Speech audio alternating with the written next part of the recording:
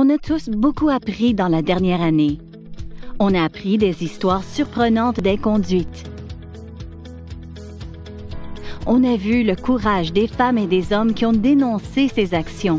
Et on a appris que notre industrie doit absolument changer une fois pour toutes. Tout le monde mérite un lieu de travail sécuritaire et respectueux, exempt de harcèlement, de discrimination, d'intimidation et de violence.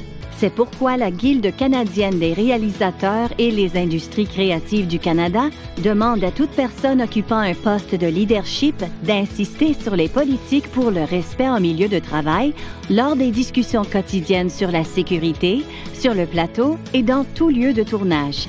Lorsque nous travaillons de longues heures, souvent sous pression, ce n'est pas facile de toujours avoir une conduite exemplaire. Les gens perdent leur patience et deviennent frustrés. Mais s'en prendre à ses collègues, les insulter ou les humilier n'est jamais utile ni acceptable.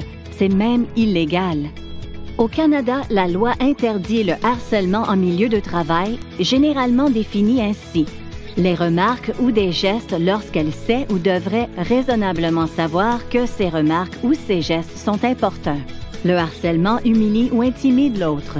Il comprend tout geste ou toute action répétée à l'égard d'un collègue qui nuit à sa capacité de faire son travail. Cela inclut l'abus verbal, les injures, la transmission de rumeurs méchantes, le vandalisme sur des biens personnels, les initiations ou brimades humiliantes, le sabotage du travail, les gestes agressifs ou menaçants, la cyberintimidation et les textos inappropriés. Le harcèlement peut prendre la forme d'insultes racistes ou de commentaires sur l'identité personnelle, notamment sur l'orientation sexuelle, l'apparence ou le pays d'origine.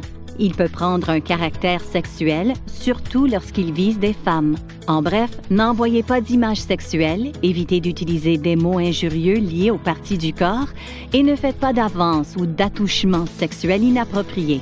N'oubliez pas que vous êtes au travail. Toutes ces formes de harcèlement sont des violations des droits de la personne. Peu importe le commentaire, s'il humilie, intimide ou déshumanise quelqu'un, et surtout s'il s'accompagne d'un abus d'autorité ou de pouvoir, c'est du harcèlement. La règle d'or est simple. Est-ce que le geste importune l'autre personne? S'attend-on à ce que quelqu'un qui agit ainsi sache que ses actions sont déplacées? Si oui, c'est du harcèlement. On a mis trop de temps à dénoncer les inconduites dans notre industrie. C'est l'heure de mettre fin à cette culture de silence. Nous fermons plus les yeux. Si nous voyons ou entendons quelque chose d'important ou d'inapproprié, chacun de nous devrait se sentir capable de s'y opposer en le dénonçant ou en disant simplement à un collègue « Ça suffit ». Le harcèlement, la discrimination, l'intimidation et la violence menacent la sécurité. Et comme pour toute autre question de sécurité, si vous êtes témoin d'un geste reprochable, vous avez le droit et le devoir de le dénoncer. À tous les jours, nous avons le pouvoir de changer nos milieux de travail.